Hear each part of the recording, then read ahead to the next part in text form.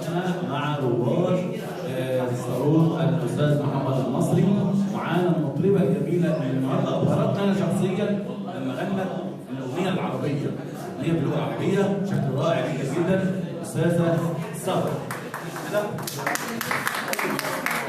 سعيدة جدا بوجودي النهارده، لأن أنا بحب الندوات المحترمة اللي بتقدم ناس هادف، وكانت محتوى الندوة برضه عجبني جدا النهارده، لأنها بتتكلم عن مصر وإحنا كلنا تحت مصر.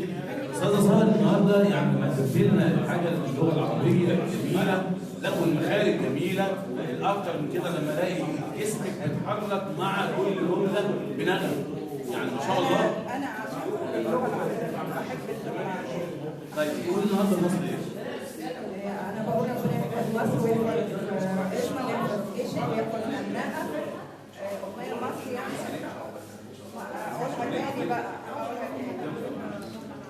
بلدي أحببتك يا بلدي حبا في الله وللأبد، بلدي أحببتك يا بلدي حبا لله وللأبد، فسراك الحر تراب أبي وسماك يزف صبا ولدي، فسراك الحر تراب أبي وسماك يزف صبا ولدي، بلدي أحببتك يا بلدي.